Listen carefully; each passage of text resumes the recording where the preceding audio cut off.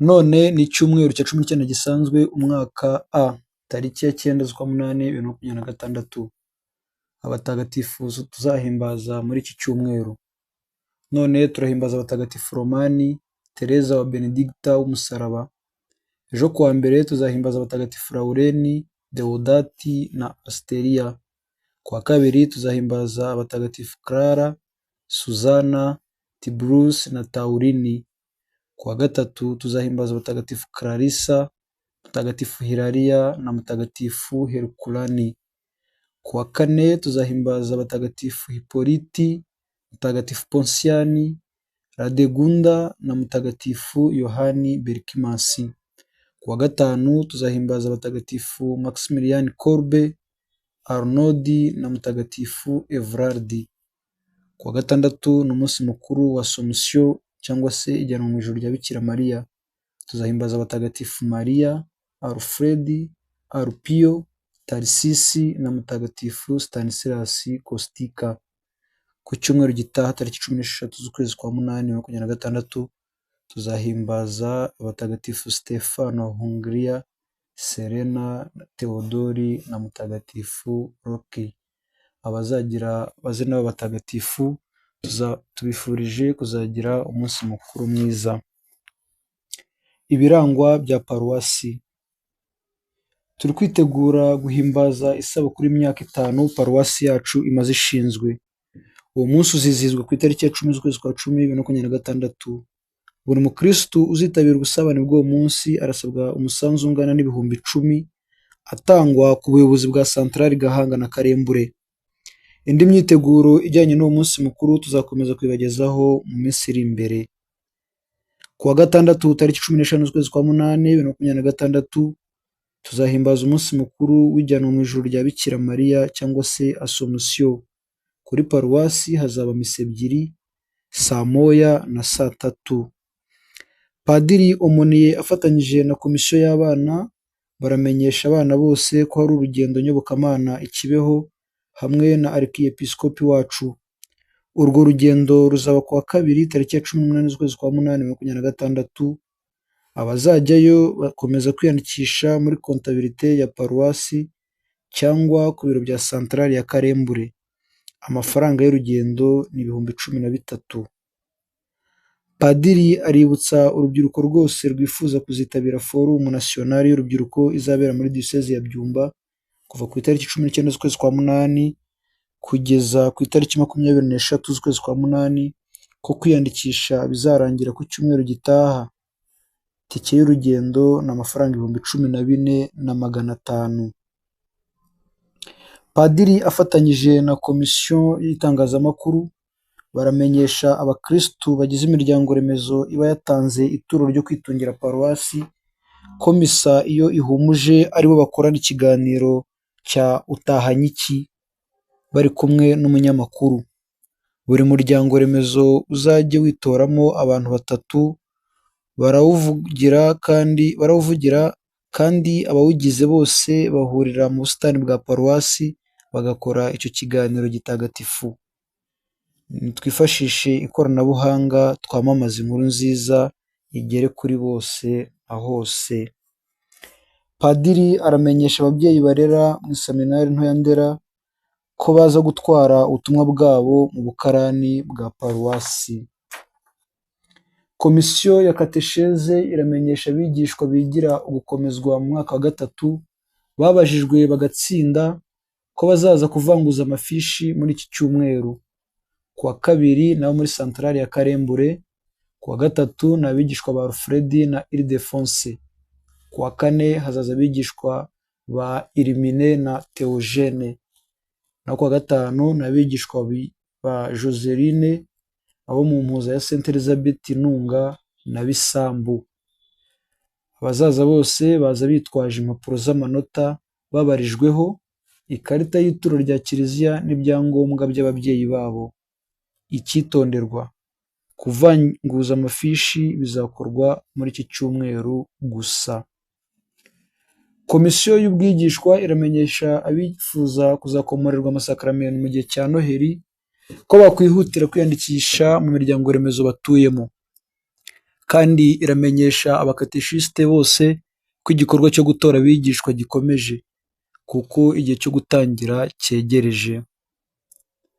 Mu rwego rwo kwitegura umunsi mukuru w'itangwa ry'ubutumwa bwa katesheze ku babihuguriwe, hateganyijwe noveni izatangira ku wa 21 z'ukwezi kwa munani 2026 mu misa ya mu gitondo. Buri mukateshisite asabwa kuzubahiriza uwo munsi. Tuributsa abakristu bose ko ku cyumweru gitaha tariki 16 z'ukwezi kwa munani hazaba misa mu rurimi rw'igifaransa saa 11 z'umugoroba hano kuri paruwasi.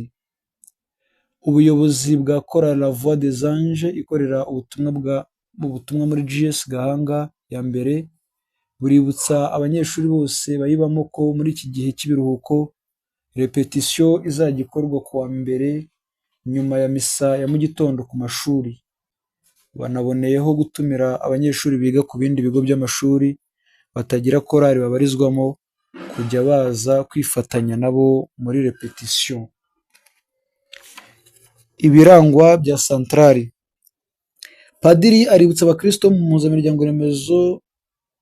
muryango remezo wa Saint François d'Assise yo mu mpuza ya Saint Joseph ko azabasura ku cyumweru gitaha tariki ya 13 z'ukwezi kwa munani ku mashuri ya GS Karembure. Misa izatangira saa 3:30. Ubuyobozi bwa santarari Gahanga buributsa abayobozi ba za mpuzamiryango remezo n'abamakomisiyo ku rwego rwa santarari ko bafitanye inama none tariki ya 9 z'ukwezi kwa munani 2026 nyuma ya misa ya mbere muri sale nto ya paruwasi. Ubuyobozi bwa santarari Karembure buramenyesha abayobozi bose ba santarari ko bafitanye inama ku cyumweru gitaha tariki 13 z'ukwezi kwa munani 2026 saa 1 ku mashuri ya GS Karembure. Buramenyesha kandi abagize komisiyo y'abana ko nabo bafitanye inama ku cyumweru gitaha nyuma ya misa ku mashuri ya GS Karembure. Uhagarariye abatangaza ijambo ry'Imana muri santarari Gahanga atumiye abatangaza ijambo ry'Imana bose bo muri santarari Gahanga mu nama rusange izaba ku cyumweru tariki ya 13 z'ukwezi kwa munani 2026 nyuma ya misa ya mbere. Aboneyeho kandi gutumira n'abandi bose bifuza kwinjira muri iryo tsinda, bifuza gutangaza ijambo ry'Imana mu rurimi rw'Ikinyarwanda cyangwa Igifaransa ko bahawe ikaze muri iyo nama. Izabera muri sale ya paruwasi. Uhagarariye umuryango w'abakarumeri muri paruwasi Saint Joseph Gahanga aributsa abakarumeri bose bambaye sakapurari ko bafitanye inama none tariki ya 9 z'ukwezi kwa munani 2026 nyuma ya misa ya mbere. Ubuyobozi bwa mpuza ya Runzenze buramenyesha abakristu bayo ko bafite misa ku cyumweru gitaha tariki 16 z'ukwezi kwa munani saa 8 kwa Ingabire Ange Marie Claudine.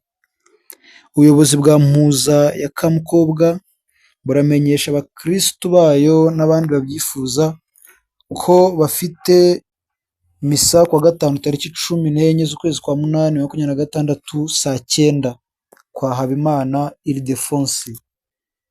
Ubuyobozi bwa mpuza ya Kagasa butumiye abakristu bose mu misa izaba ku wa kane tariki 16 z'ukwa munani saa 9 kwa Kumana Jean de Dieu. Gahunda yo kwitongera paruwasi. None tariki ya 9 z'ukwezi kwa munani 2026 hatambagije umuryango remezo wa Mutagatifu Paulo mu mpuza ya Murinja n'umuryango remezo wa Mutagatifu Yosefu wo mu mpuzamiryango remezo ya Gatare Karambo. Ku cyumweru gitaha tariki 13 z'ukwezi kwa munani 2026 n'umuryango remezo wa Saint Anuarito mu mpuza ya Murinja ya kabiri na Saint Daniel yo muri Gatare Karambo. Naho ku itariki 23 z'ukwezi kwa munani 2026 hazatambagiza Saint Faustine yo muri Murinja ndetse na Saint Joseph yo mu mpuzamiryango remezo ya Gatare Karambo. Abarangwa bazasezerana tariki 15 z'ukwezi kwa munani 2026 Gahanga saa 7. Eugene Tuyishime Irakoze na Claudine Munezero. Afrika Mba Onyechuku na Hana Shakila Batamuriza.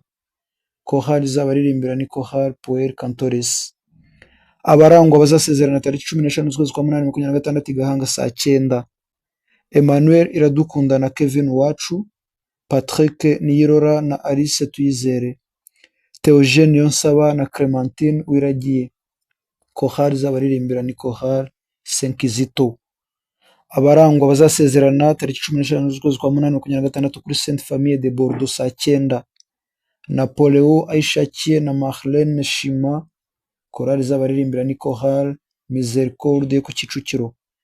Abarangwa bazasezerana tariki 16 z'ukwezi kwa munani 2026 kuri Foyer de Charité saa 8. Joachim Chris Jr. kwa Lembo Muntu na Marie Rose Iribagiza. Chorale z'abaririmbira ni Chorale Notre Dame de la Paix yo ku Kicukiro. Abarangwa bazasezerana tariki 17 z'ukwezi kwa munani 2026 kuri Foyer de Charité saa 8. Hervé Murenzi na Jeannette Uwimana. Chorale z'abaririmbira ni Chorale Ibyiza by'Ijuru. Abarangwa bazasezerana tariki 22 z'ukwezi kwa munani 2026 i Gahanga saa 9. Jean Pierre Hakuzimana na Marie Louise Bayavuge. Alphonse Bizimana na Redempta Uwayezu. Abarangwa bazasezerana tariki 29 z'ukwezi kwa munani 2026 i Gahanga saa 9. Patrick Twahirwa na Olga Cyuzuzo Nyiranzagendana nayo. Chorale izabarimbira ni Chorale Puer Cantores. Chorale zizaririmba mu cyumweru gitaha: misa ya mbere ni Saint Esprit, misa ya kabiri ni Chorale Saint Joseph, misa ya gatatu ni Chorale Saint Dominique Savio, naho ku munsi mukuru wa Assomption ni Chorale Umwamikazi w'Amahoro. Abazayobora umutuzo ku cyumweru gitaha tariki 16 z'ukwezi kwa munani 2026, misa ya mbere ni abogezabutumwa ba Nyina wa Jambo, misa ya kabiri ni Inkoramutima z'Ukaristia, misa ya gatatu ni Abaskuti. Icyo Papa yifuza muri Kanama: gusabira iyogezabutumwa mu mijyi. Dusabe kugira ngo mu mijyi minini ikunze kurangwamo ababayeho ku buryo butazwi ndetse n'abari mu bwigunge hashobore kuboneka uburyo bushya bwo kwamamaza ivanjiri, hashakishwa inzira zidasanzwe zo kubaka umuryango. Mugire icyumweru cyiza.